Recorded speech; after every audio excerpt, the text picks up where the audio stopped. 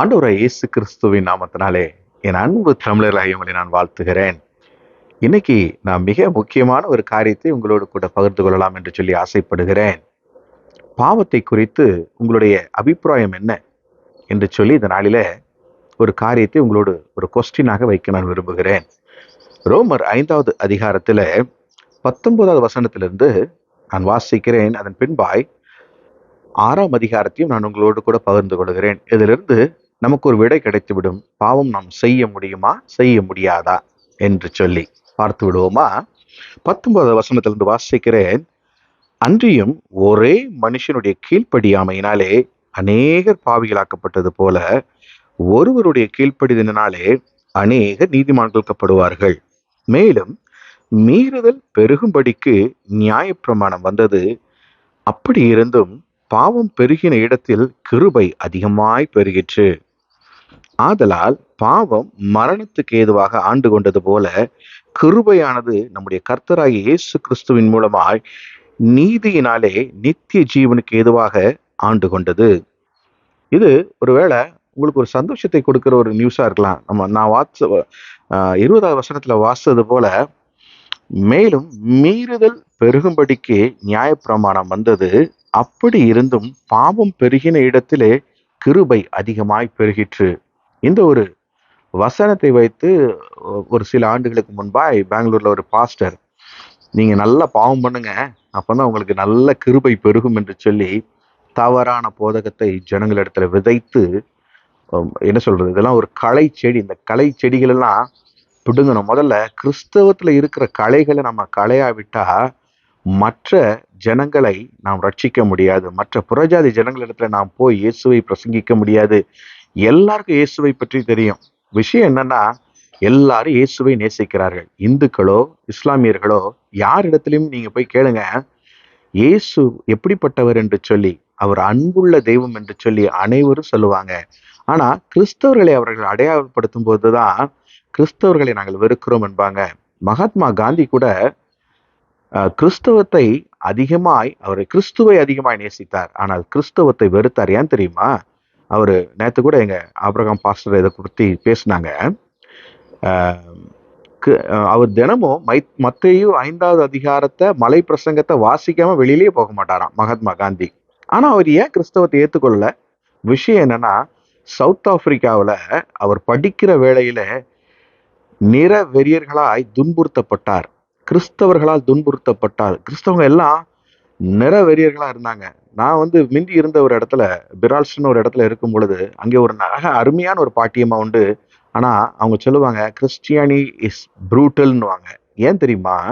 கிறிஸ்தவர்களுடைய பேராசை மற்றவர்களிடத்துல ஒரு தவறான காரியத்தை கிறிஸ்தவத்தை தவறான ஒரு காரியமா சித்தரித்திருக்கிறது. கிறிஸ்தவங்கன்னா ரொம்ப செல்ஃபிஷா இருப்பாங்க, ரொம்ப கிரீடியா இருப்பாங்க.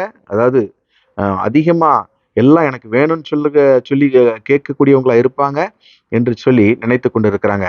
ஆனா அப்படிப்பட்ட ஒரு கிறிஸ்தவர்களாய் இந்த உலகத்துல நாம பிரதிபலிக்காம கிறிஸ்துவை உடையவர்களாய் நாம வாழணும்னா இந்த மாதிரி வசனத்தை மிக தெளிவாக நாம் புரிந்து கொள்ள வேண்டியது அவசியம். அதனாலதான் 6வது அதிகாரத்துல எப்படியா எழுதப்பட்டிருக்கிறது, மேலும் பிதாவின் மகிமையினாலே கிறிஸ்து மரித்தோரிலிருந்து எழும்பப்பட்டது போல நாமும் புதியதாக ஜீவனுள்ளவர்களாய் நடந்து கொள்ளும்படிக்கு அவருடைய மரணத்துக்குள்ளாகவும் ஞானஸ்தானத்தினாலே கிறிஸ்துவுடனே கூட அடக்க பண்ணப்பட்டோம். ஆதலால் அவருடைய மரணத்தின் சாயலில் நாம் இணைக்கப்பட்டவர்களானால் அவர் உயிர்த்தெழுதலின் சாயலிலும் இணைக்கப்பட்டிருப்போம். நாம் இனி பாவத்திற்கு ஊழியம் செய்யாதபடிக்கு பாவ சரீரம் ஒழிந்து போகும் பொருட்டாக நம்முடைய பழைய மனுஷன் அவரோடு கூட சிலுவையிலே அறையப்பட்டதென்று அறிந்திருக்கிறோம்.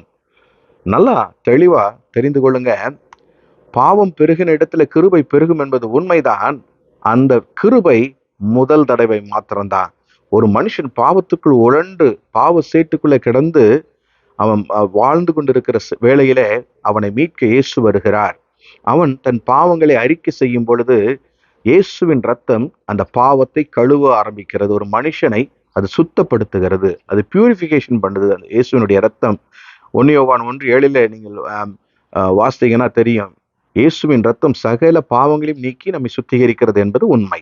அந்த சுத்திகரிப்பு நடந்த பின்பாக நாம் இயேசுவோடே சிலுவையிலே அடக்கம் பண்ணப்படுகிறோம், மரித்து அடக்கம் பண்ணப்படுகிறோம். நம்முடைய பாவத்தை நம்ம என்ன செய்யறோம்? இயேசு கொன்று அதை அடக்கம் செய்கிறார். நாம் மீண்டும் அவர் உயிர்த்தெழுந்தது போல அவரோடு கூட நாம் பரிசுத்தம் உள்ளவர்களாய் இயேசுவை போல உயிர்த்தெழுந்திருக்கிறோம்.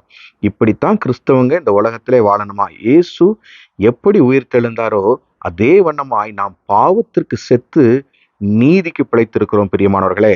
அதனாலதான் 6வது வசனத்துல நான் வாசித்தேன், நாம் இனி பாவத்திற்கு ஊழியம் செய்யாதபடிக்கு பாவ சரீரம் ஒழிந்து போகும் பொருட்டாக. பாவ சரீரத்தை இயேசு ஒழித்து விட்டார். இயேசு நம்முடைய முதுகுக்கு பின்பாய் அது எறிந்து விட்டார். கிழக்குக்கும் மேற்குக்கும் எவ்வளவு தூரமோ அவ்வளவு தூரமாய் உங்களுடைய பாவங்களை நான் எறிந்து விடுவேன் என்று சொன்னார். அவர் எறிந்து விட்டார்.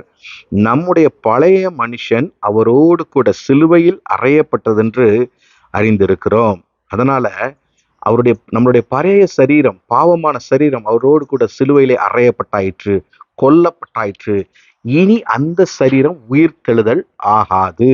இனி அந்த சரீரம் நமக்கு தேவையில்லை.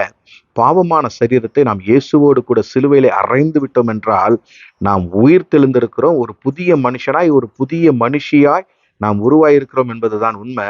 அப்ப இந்த அருமையான சரீரத்தை பாவ கரையற்ற சரீரமாய் வைத்துக் கொள்வது மிகவும் அவசியம் பிரியமானவர்களே. அதுதான் கிறிஸ்தவத்தை உடையவன் என்று சொல்லி நாம் அடையாளம் காணப்பட முடியும். ஒரு கிறிஸ்துவை உடையவன், கிறிஸ்துவை உடையவள் எப்படி உலகத்துல இருக்கணும்னா அவர் இருக்கிற வண்ணமாகவே நாமும் இருக்க வேண்டும் என்று சொல்லி வேதம் சொல்லி இருக்கிறது. அதனாலதான் நம்மை பாவத்திற்கு செத்து நீதிக்கு பிழைத்து இருக்கிறோம்.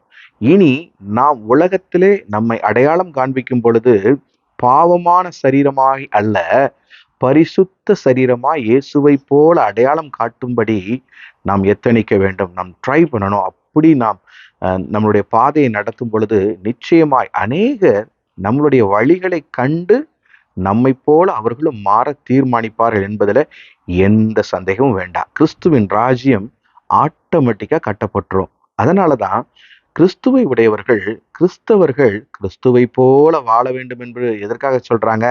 இதற்காக தான். நாம் நம்மளை அடையாளம் காட்டும் பொழுது கிறிஸ்துவை போல அடையாளம் காட்ட வேண்டும் என்பதே உண்மை பிரியமானவர்களே.